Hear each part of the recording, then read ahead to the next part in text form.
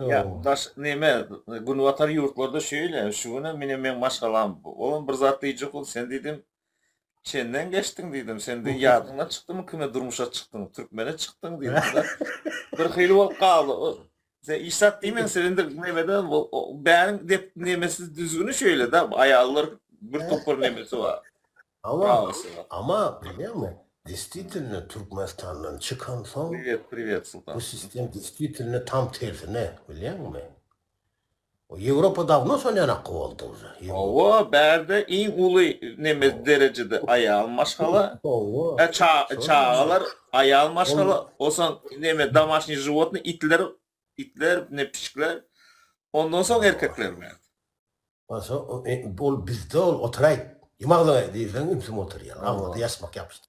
Yap ağzına diyeler. Ya gayet akıp dişle oturuveriyor. İçinde ne mi diyse diyendir kepçe başı yani çişim.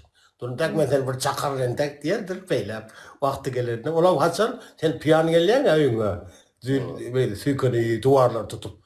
Öyle hele ben yatağı buraya diye. Hey cuva ne mertip yen sana yumruklaptı.